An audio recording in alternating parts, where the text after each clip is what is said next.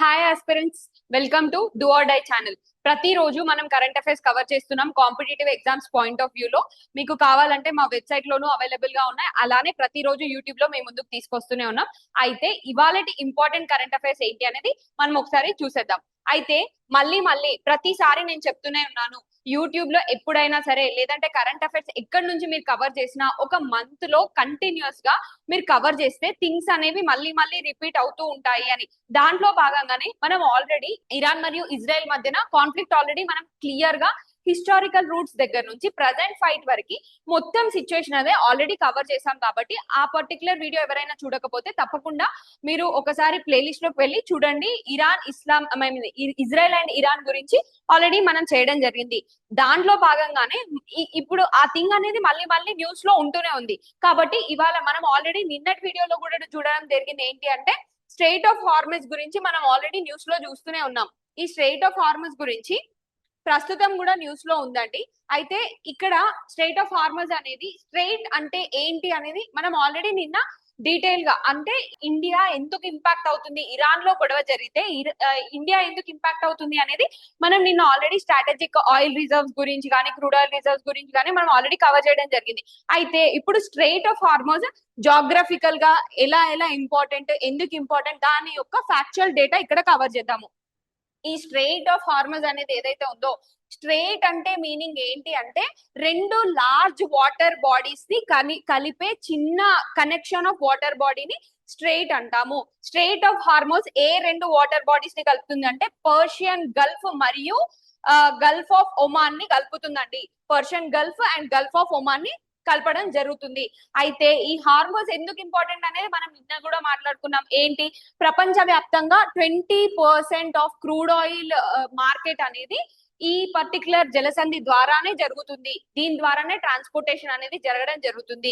And ఇండియాలో చూసుకుంటే 80 to 85% అనేది దేని మీద డిపెండ్ అయి ఉంటుంది, క్రూడ్ ఆయిల్ ఇంపోర్ట్ మీదనే డిపెండ్ అయి ఉంటుంది. క్రూడ్ ఆయిల్ నెసెసిటీ ఎక్కడి నుంచి, ఇంపోర్ట్స్ ద్వారా మీట్ అవుతున్నాము. అలాంటి సిచ్యువేషన్ లో ఏంటి, ఇట్లాంటి సిచ్యువేషన్స్ ఏమన్నా ఏర్పడ్డప్పుడు దాని యొక్క ఇంపాక్ట్ వరల్డ్ వైడ్ గ్లోబల్ గా మనకి క్రూడ్ ఆయిల్ మీద ఉంటుంది.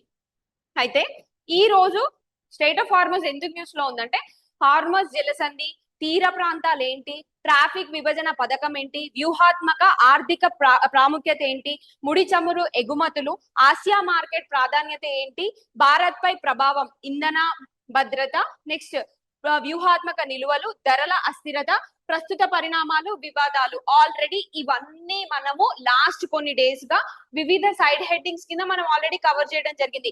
ఇవన్నీ సైడ్ హెడ్డింగ్స్ ఇప్పుడు నేను చెప్పినవి జస్ట్ మీరు 2-3 రోజులు కరెంట్ అఫైర్స్ కంటిన్యూస్ గా మన ఛానల్లో ఫాలో అయి ఉంటే ఈ సబ్ హెడ్డింగ్స్ కింద మ్యాటర్ అనేది మీకు ఆల్రెడీ తెలుసు.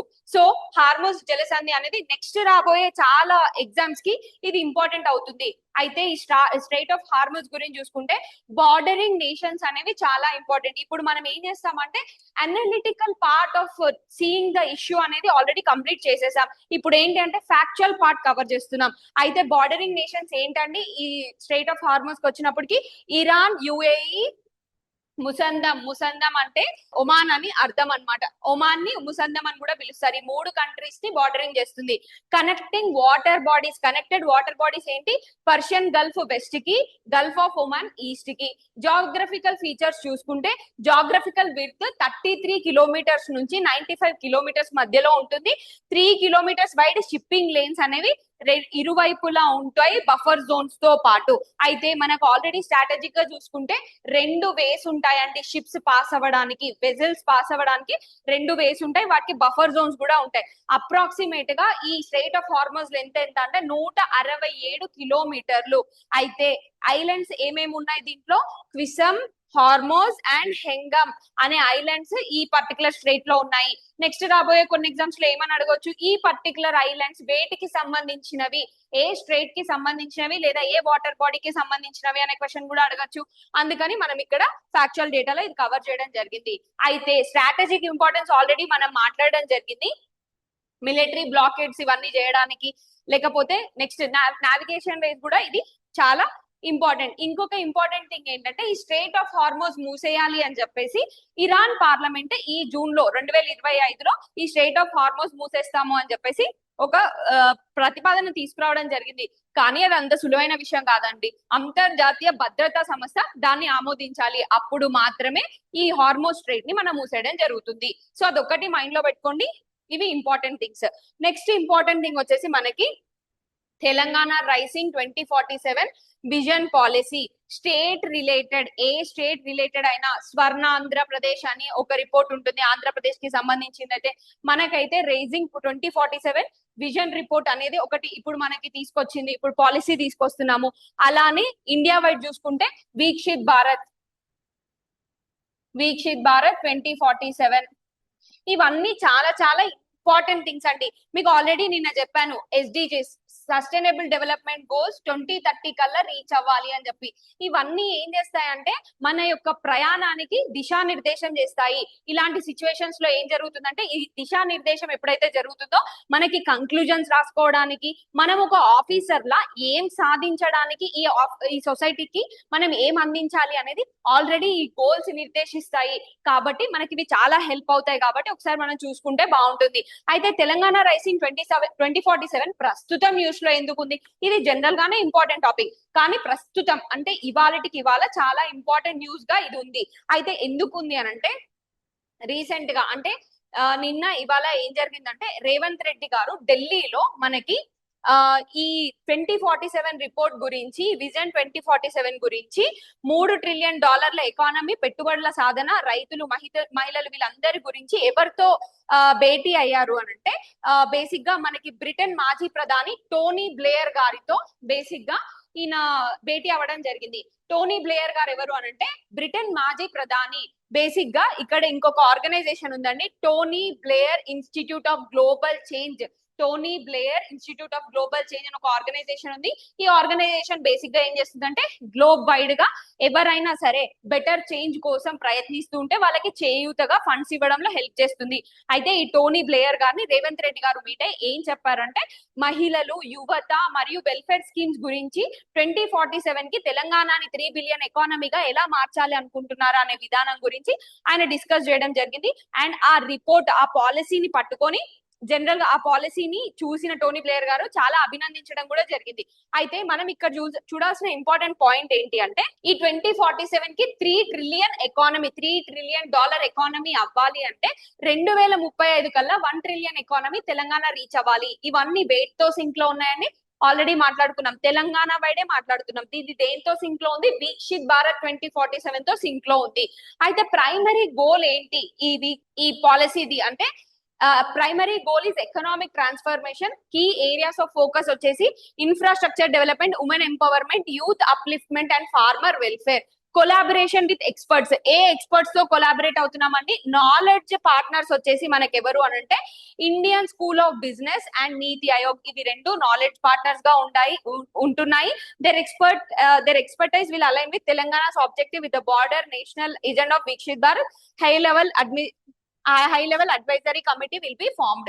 మనకి ఈ పర్టికులర్ పాలసీ వైజ్ చూసుకుంటే, developmental initiatives, infrastructure development, women initiatives అంటున్నాము, యూత్ గురించి అంటున్నాము, ఫార్మర్స్ గురించి అంటున్నాం. మరి అలాంటప్పుడు ఇన్ఫ్రాస్ట్రక్చర్ డెవలప్మెంట్ లో భాగంగా ఆల్రెడీ మన సబ్ కమిటీ ఏదైతే ఉందో, ఆల్రెడీ రీజనల్ రింగ్ రోడ్ కోసం సదర్న్ తెలంగాణని అలైన్ చేస్తూ, హైదరాబాద్ లో డీకంజెషన్ చేస్తూ, హైదరాబాద్ కి ట్రాన్స్పోర్టేషన్ ఈజీ చేయడానికి రీజనల్ రింగ్ రోడ్ అనే ఒక ప్లాన్ ని మనం ఆల్రెడీ ఇది అమలు స్టేజ్ లో ఉందండి. This will support regional development and establishment of new cities.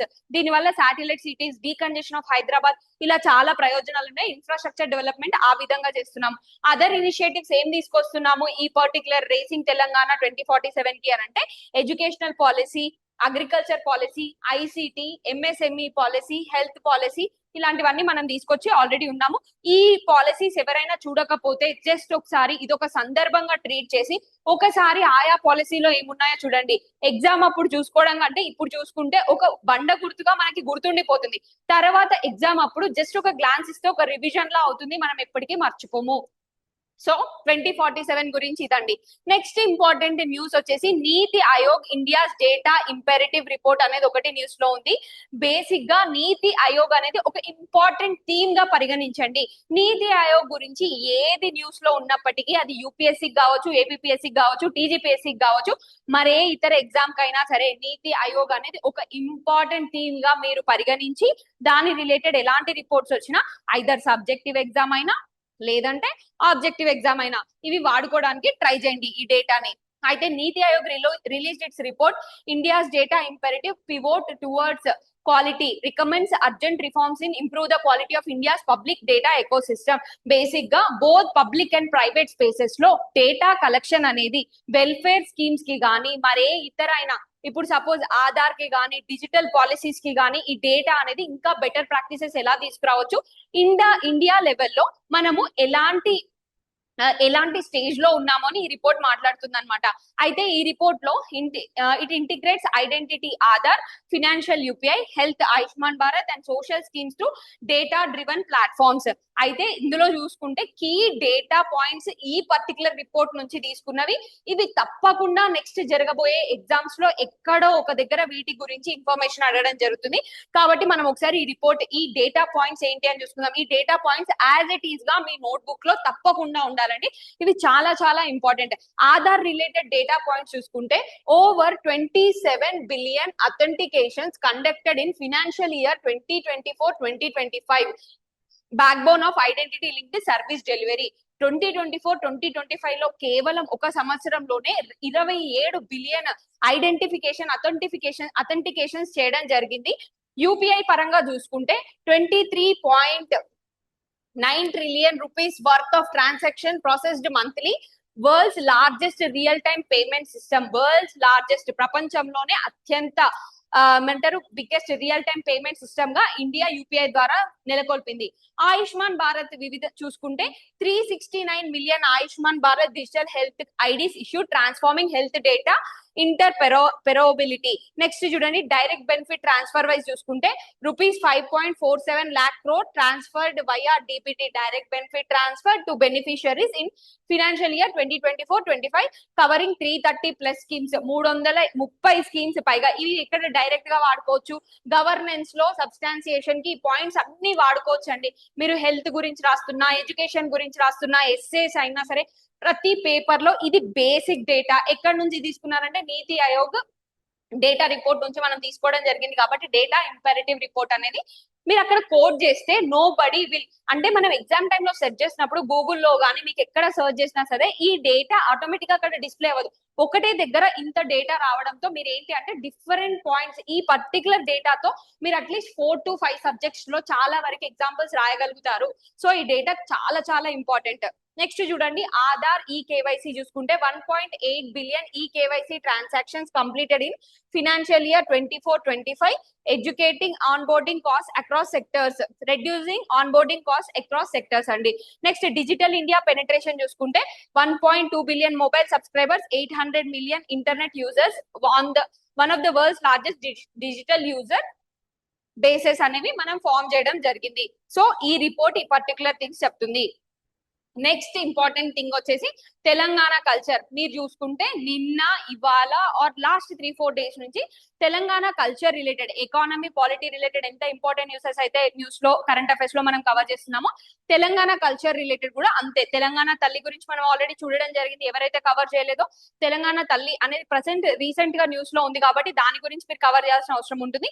Next important thing ఏంటి అని అంటే మనకి తెలంగాణలో బోనాలు అనేవి ప్రస్తుతం స్టార్ట్ అయ్యాయండి. ఈ థర్స్డే నుంచి మనకి బోనాలు అనేవి స్టార్ట్ అయ్యాయి. కాబట్టి మనం అసలు బోనాలు ఎక్కడ నుంచి స్టార్ట్ చేస్తాం, ఎన్ని వారాలు చేసుకుంటాం, ఏంటి దాని ఒక హిస్టారికల్ సిగ్నిఫికెన్స్ ఏంటి, ఫస్ట్ ఎక్కడ స్టార్ట్ చేస్తారు, ఎన్ని వీక్స్ జరుగుతాయి, ఏ రోజు స్టార్ట్ అవుతుంది, ఇలాంటి ఇంపార్టెంట్ ఇన్ఫర్మేషన్ అంతా మనం చూసుకోవాల్సిన అవసరం ఉంటది. బోనాలు అనేది ఒక ట్రెడిషనల్ హిందూ ఫెస్టివల్ అండి. బేసిక్ గా గాడెస్ మహాకాళి, ఏ అమ్మవారు మహాకాళి అమ్మవారికి సంబంధించిన ఫెస్టివల్ అండి ఇది. బేసిక్ గా ఈ ఫెస్టివల్ ఏంటి అంటే యాన్యువల్ గా మన twin cities of Hyderabad and Secunderabad as well other parts of the state కూడా ఇది చేసుకోవడం జరుగుతుంది. బేసిక్ గా హైదరాబాద్ లో ఆషాఢ మాసంలో చేసుకుంటారు. ఆషాఢ మాసం బేసిక్ గా జూన్ నుంచి జూన్, జూలై, ఆగస్ట్ మధ్యలో వస్తుంది. అయితే స్పెషల్ గా పూజస్ చేయడం జరుగుతుంది. ఇక్కడ మీరు ఇంపార్టెంట్ గా గుర్తుపెట్టుకోవాల్సింది ఏంటి అంటే వర్డ్ బోనం అంటే ఏంటి అంటే భోజనం అని అర్థం అండి సంస్కృతంలో, తెలుగులో. It's an offering to mother goddess. Basic గా ఏం చేస్తారు, రైస్ ని కుక్ చేసి ఒక పాట్ లో, ఎర్తన్ పాట్ లో దాన్ని పెట్టి జాగరీతో పాటు ఒక కొత్త మెటల్ తో చేసిన బిందె అయినా సరే, కొత్త బిందె లేదంటే పాట్ అంటే కుండ, దీంట్లో ఈ భోజనాన్ని అమర్చి మనము నీమ్ లీవ్స్ అంటే వేపాకులు, పసుపు వీటితో పాటు అమ్మవారికి సమర్పించడం జరుగుతుంది. Women carry the pots on their heads and make an offering to bonam along with turmeric, vermilion, bangles, sari. Basic గా మనం ఏవైతే అమ్మవారికి సమర్పించాల్సిన వస్త్రాలు, గాజులు ఇవన్నీ ఉంటాయో అవన్నీ ఇవ్వడం జరుగుతుంది అనమాట. అయితే origin of the Bonalu festival, అసలు బేసిక్ గా ఈ బోనాలు ఫెస్టివల్ అనేది ఎక్కడ స్టార్ట్ అయింది, ఎప్పుడు స్టార్ట్ అయింది, హిస్టారికల్ సిగ్నిఫికెన్స్ ఏంటి అనేది మనం చూస్తే బేసిక్ గా traced back to 18th century అండి. ఇది 18వ శతాబ్దానికి చెందిన ఒక ఫెస్టివల్. దీని యొక్క చూసుకుంటే ఇది రెజిమెంటల్ బజార్. బేసిక్ గా లష్కర్ బోనాలు అంటారు. అంటే అది ఒక మిలిటరీకి సంబంధించిన పదం అండి. రెజిమెంటల్ బజార్ లో స్టార్ట్ అయింది. ఏమవుతుందంటే 1813వ సంవత్సరంలో బేసిక్ గా హైదరాబాద్ నుంచి ఒక రెజిమెంట్ అనేది బయలుదేరి ఉజ్జయిన్ వెళ్తుంది అనమాట. అయితే ఇక్కడ ప్లేగ్ అవుట్ బ్రేక్ అవుతుంది. ఉజ్జయిన్ నుంచి మహాకాళి అమ్మవారిని తీసుకొచ్చి ఇక్కడ సికింద్రాబాద్ లో ఏర్పాటు చేయడం జరుగుతుంది. అయితే ఆ సందర్భంగా సూరేటి అప్పన్న అనే అతను బోనాలు ఫస్ట్ టైం మనకి స్టార్ట్ చేస్తారు అనమాట. సో అది హిస్టారికల్ సిగ్నిఫికెంట్. రిచువల్ చూసుకుంటే హైదరాబాద్ లో ఫస్ట్ సండే ఆఫ్ ఆషాఢం రోజు ఈ సెలబ్రేషన్స్ అనేవి గోల్కొండలో సెలబ్రేట్ అవుతాయి, స్టార్ట్ చేస్తారనమాట. సండే అండ్ థర్స్డే అలా ఈ ఇయర్ మాత్రం 24th జూలై వరకు మనకి బోనాలు సమర్పించడం ఉందండి. మొత్తం 9 బోనాలు సమర్పిస్తారు. ఫస్ట్ సండే వచ్చేసి మన గోల్కొండ ఫోర్ట్ లో స్టార్ట్ అవుతుంది. సెకండ్ సండే వచ్చి Balkampet Yellamma temple, Ujjaini Mahankali temple, Gandi Maisamma temple in Regimental Bazaar in Secunderabad. Third Sunday వచ్చేసి at Pochamma and Katta Maisamma temple of Chilkalguda and the Matheswari temple of Lal Darwaza and old city of Hyderabad, Akkanna Madanna temple in Haribowli and Muthyalamma temple in Shah Ali Banda. Basic గా ఇవి every group of devotees offer తొట్టెలు అంటే ఒక చిన్న ఉయ్యాల లాంటి small colourful paper structure supported by sticks. Basic గా మీరు చూసే ఉంటారు బోనాలు అని మీరు ఇప్పుడు గూగుల్లో కొట్టినా సరే ఒకటి ఇట్లా స్ట్రక్చర్, ఇంటి స్ట్రక్చర్ లాగా ఒకటి ఉంటుంది, కలర్ఫుల్ పేపర్స్ తో ఉంటుంది. ఆ తొట్టెలని సమర్పించడం జరుగుతుంది.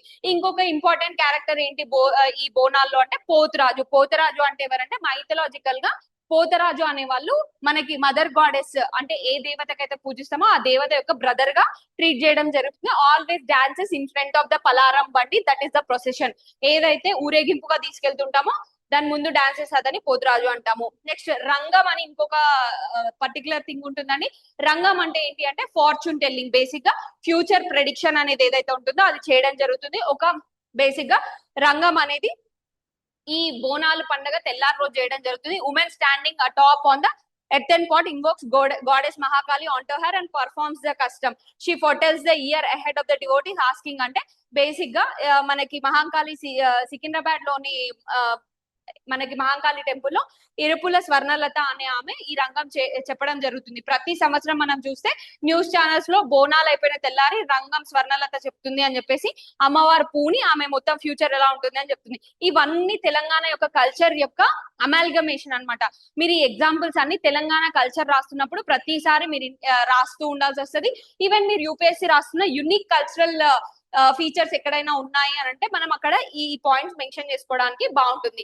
నెక్స్ట్ ఇంకొక ఇంపార్టెంట్ థింగ్ ఏంటంటే ఘటం అనేది ఒకటి ఉంటుంది. ఘటం అంటే ఏంటంటే copper pot decorated in the form of mother goddess. Ghatam is carried by a priest. Basic గా ఎవరైతే పంతులు లేదా ప్రీస్ట్ ఉంటారో వాళ్ళు క్యారీ చేయడం జరుగుతుంది. Who wears a traditional dhoti and whose body is smeared with turmeric.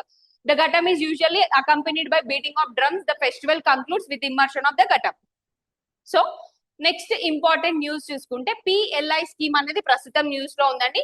PLI scheme అంటే ప్రొడక్షన్ లింక్డ్ ఇన్సెంటివ్ స్కీమ్ అనేది ఒకటి మనకి ప్రస్తుతం న్యూస్ లో ఉంది. ఇండియా వైడ్ చూసుకుంటే మనకి ఒక థింగ్ ఉందండి. ఏంటి అని అంటే ఫస్ట్ ప్రైమరీ సెక్టర్ ఎకానమీని మొత్తం primary sector, secondary sector and tertiary sector ఈ మూడుగా డివైడ్ చేసాం. ఇండియాలో మేజర్ ప్రాబ్లం ఏంటంటే టేక్ ఆఫ్. ఇప్పుడు ఇది ఒక గ్రాఫ్ అనుకోండి. ఎప్పుడైనా సరే growth process first primary sector లో ఉండాలి, తర్వాత సెకండరీ సెక్టర్, తర్వాత టెరిషరీ సెక్టర్. ఇది టేక్ ఆఫ్ ఉంటది అనమాట ఇలా. కాకపోతే ఇండియాలో ఏం జరిగింది అని అంటే గ్రీన్ రెవల్యూషన్ వల్ల ప్రైమరీ సెక్టర్ బాగా డెవలప్ అయింది.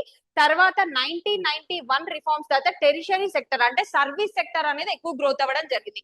ఈ సెకండరీ సెక్టర్ ఏదైతే ఉందో మ్యానుఫ్యాక్చరింగ్ సెక్టర్ అది చాలా ఎంత డెవలప్ అవ్వాలో అంత డెవలప్ అవ్వలేదు.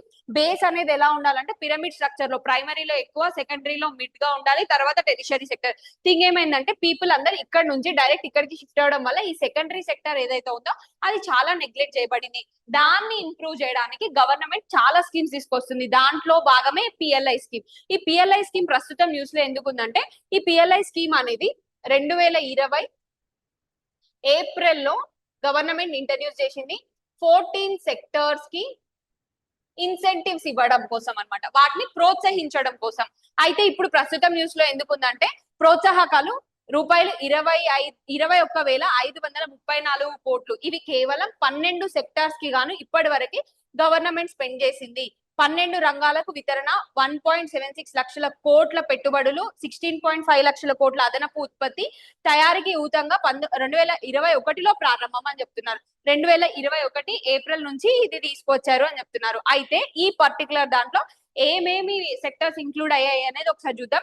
ఎలక్ట్రానిక్స్ తయారీ, ఐటీ హార్డ్వేర్, బల్క్ డ్రగ్స్, వైద్య పరికరాలు, ఫార్మా, టెలికాం, ఆహార ప్రాసెసింగ్, వైట్ గుడ్స్, ఏసీల తదితరులు, ఆటోమొబైల్స్, స్టీల్, టెక్స్టైల్స్, డ్రోన్స్, తయారీ కేంద్రం, ప్రోత్సాహకాలు. బేసిక్ గా దీంట్లోకి ఫార్మాసిటికల్ అండ్ ఎలక్ట్రానిక్స్ కూడా వస్తాయి. ఒకసారి ఈ స్కీమ్ ప్రస్తుతం న్యూస్ లో ఉంది కాబట్టి జస్ట్ ఈ స్కీమ్ ఎప్పుడు ప్రారంభమైంది ఏంటి మనం ఇక్కడ డిస్కస్ చేసాం కదా, ఇంతవరకు సరిపోతుంది.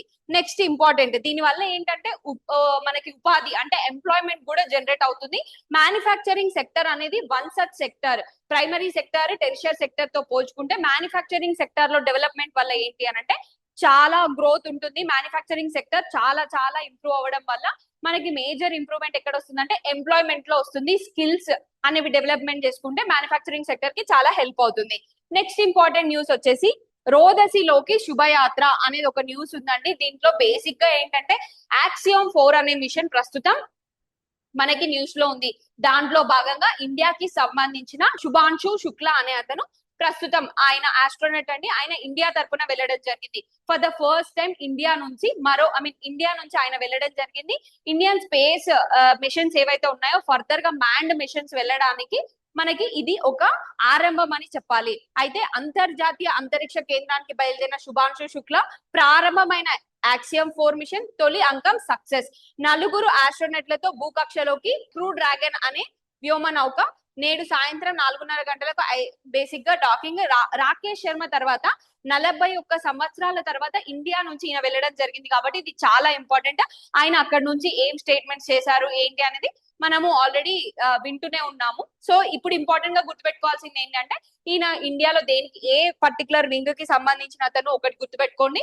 ఈయన పేరు అనేది చాలా ఇంపార్టెంట్. యాక్సియం 4 మిషన్ గురించి మనం క్లియర్ గా ఒక వీడియో చేయడం జరుగుతుందండి. నెక్స్ట్ ఇంపార్టెంట్ వచ్చేసి ర్యాపిడ్ న్యూసెస్ అనేవి ఇవాళ ఈ ర్యాపిడ్ న్యూసెస్ అండి. బేసిక్ గా ధర్తీ ఆబా జన్ భాగీదారీ అభియాన్ ఇది దేనికి సంబంధించింది అంటే ట్రైబ్స్ కి సంబంధించిందండి. దజా అంటాము. దజా is an unprecedented tribal outreach and empowerment campaign aimed at saturating government welfare schemes. Basic గా ఇది మినిస్ట్రీ ఆఫ్ ట్రైబల్ అఫేర్స్ కిందికి వస్తుంది.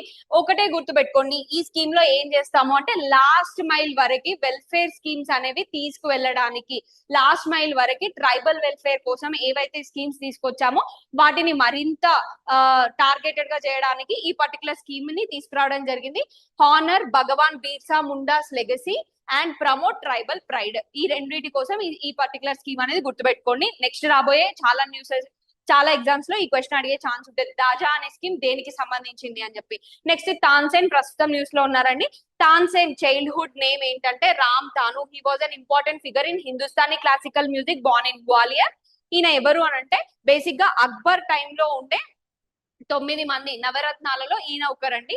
Composed dhrupad of Hindu deities as well as for his patrons Ramachandra వాగేహా and Akbar. Composed famous ragas Miyan ki Malhar, Miyan ki Todi and Darbari.